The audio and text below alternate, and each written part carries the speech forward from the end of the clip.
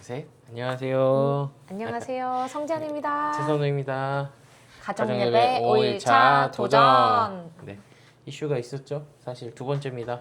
음성이 다 날아가가지고 다시 찍습니다. 가정예배 두 번 들으니까 너무 좋다. 네, 또 깊은 내용으로 나눠보죠. 기도부터 시작하겠습니다. 하나님 감사합니다. 저희 가정이 주님 앞에 머리를 조아립니다. 주님의 말씀에 지도받기 원합니다. 예수님 이름으로 기도합니다. 아멘. 아멘. 네, 두 번째니까 좀 더 잘하겠죠. 자, 못할 수도 복습 있지. 한번 해봅시다. 네, 알겠습니다. 어제죠. 오순절날 무슨 일 있었죠? 네, 예수님께서 하늘로부터 성령을 부어주셔서 예루살렘에 첫 번째 그리스도의 교회를 세우셨습니다. 참 복된 일입니다. 하나님께서 신약교회를 세우셨네요. 물어봐 주세요. 네, 성령께서 교회 가운데 역사하시면 어떤 일이 일어납니까? 성도들이 그리스도와 서로를 향한 사랑 안에서 자라나갑니다. 오늘 밤에도 우리 많이 느꼈죠? 자, 우리 이제 본문을 읽어봅시다. 사도행전 3장 1절에서 10절. 하나님의 말씀을 읽어도 또 읽어도 좋아요. 맞습니다. 읽겠습니다. 제9시 기도 시간에 베드로와 요한이 성전에 올라갔으니 나면서 못 걷게 된 이를 사람들이 메고 오니 이는 성전에 들어가는 사람들에게 구걸하기 위하여 날마다 미문이라는 성전문에 두는지라. 그가 베드로와 요한이 성전에 들어가려 함을 보고 구걸하거늘 베드로가 요한과 더불어 주목하여 이르되 우리를 보라 하니 그가 그들에게 무엇을 얻을까 하여 바라보거늘 베드로가 이르되 은과 금은 내게 없거니와 내게 있는 이것을 내게 주노니 나사렛 예수 그리스도의 이름으로 일어나 걸으라 하고 오른손을 잡아 일으키니 발과 발목이 곧 힘을 얻고 뛰어서서 걸으며 그들과 함께 성전으로 들어가면서 걷기도 하고 뛰기도 하며 하나님을 찬송하니 모든 백성이 그 걷는 것과 하나님을 찬송함을 보고 그가 본래 성전 미문에 앉아 구걸하던 사람인 줄 알고 그에게 일어난 일로 인하여 심히 놀랍게 여기며 놀라니라. 아멘. 아멘. 한번 질문 한번 해볼까요? 우리 읽은 말씀에 대한 베드로와 요한은 어디로 가고 있었죠? 네, 기도하러 예루살렘 성전으로 가고 있었습니다. 베드로와 요한은 성전 밖에서 누구를 만났습니까? 예, 날 때부터 걷지 못해서 길거리에서 구걸하던 사람을 만났습니다. 걷지 못한다는 것은 이 다리를 움직일 수 없다는 것이었고 당시 유대인들에게는 거리끼는 것이었죠. 그럼 베드로와 요한은 그 사람에게 돈을 주었습니까? 무엇을 주었습니까? 아닙니다. 그보다 더 좋은 것을 주었습니다. 그가 고침을 받아 걷게 되었습니다. 은과 금은 내게 없으나 예수 그리스도의 이름으로 일어나라 하셨죠. 네. 자, 오늘 해설은 제가 할게요. 네. 핵심 내용은 하나님께서 이제 옛 성전이 아닌 교회 가운데서 그 백성을 구원하신다는 이 사실에 주목하는 거예요. 이 거지는 약 40년 동안 한 번도 걷지 못했단다. 그의 다리는 전혀 움직이지 않았어. 한 번도 걷거나 달리거나 높이 뛰어본 적이 없었지. 정상적인 일을 할 수도 없어서 날마다 구걸하며 살 수밖에 없었단다.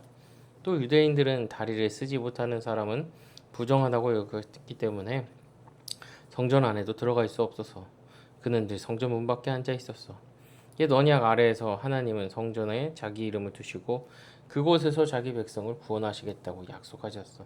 그러나 백성의 죄로 말미암아 하나님은 그들을 심판하시고 성전에서 떠나셨단다. 겉모습은 아름다웠지만 하나님이 계시지 않으니 그 안은 죽음으로 가득한 무덤과 같았어. 그래서 이 사람이 여러 해 동안 그 문 앞에 앉아 있었어도 아무런 도움을 얻지 못한 거야. 옛 성전과 그 제사는 우리를 구원할 힘이 없단다. 이 성전 문의 거린처럼 우리도 죄 가운데서 스스로 구원할 능력이 없어. 그러나 구원하실 수 있는 분이 계셔. 베드로는 예수님의 이름으로 그 사람에게 일어나 걸으라고 명했어. 그러자 즉시 그의 다리가 기적적으로 나았단다.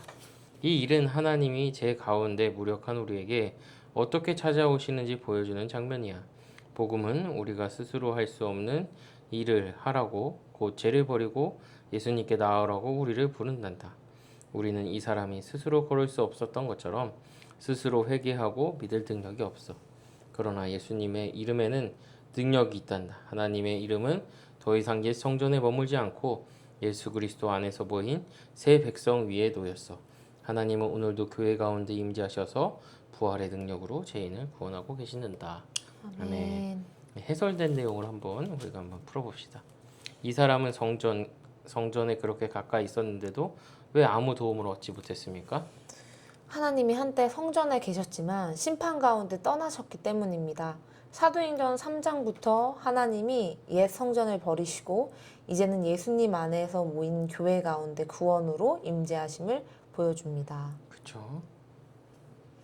네, 두 번째 질문. 베드로는 그 사람에게 무엇을 하라고 명했습니까? 일어나 걸으라고 명했습니다. 이것은 우리의 죄에서 구원이 부활과 같다는 사실을 보여주는 모습입니다.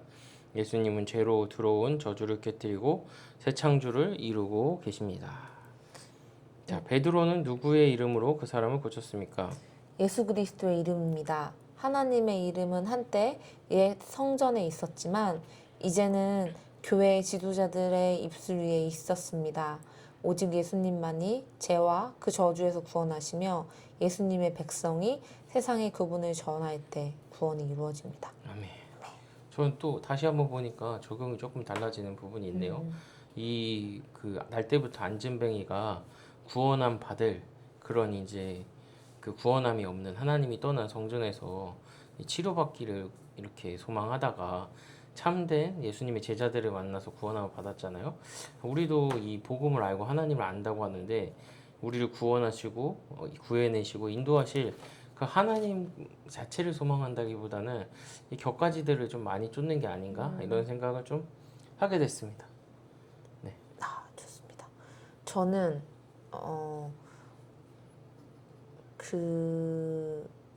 알고 있었지만 또 새롭게 와닿은 것이 우리가 받은 구원이 놀랍다.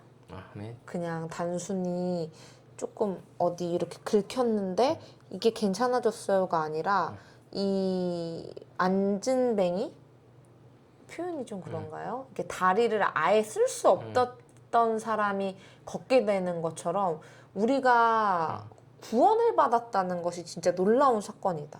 그렇죠. 우리가 원래는 죄가 죄인지도 모르고 그런 존재였는데 하나님께서 우리를 새롭게 바꿔주셔서 죄를 미워하게 되고 그런 감각이 살아나고 이런 것이 진짜 놀랍다.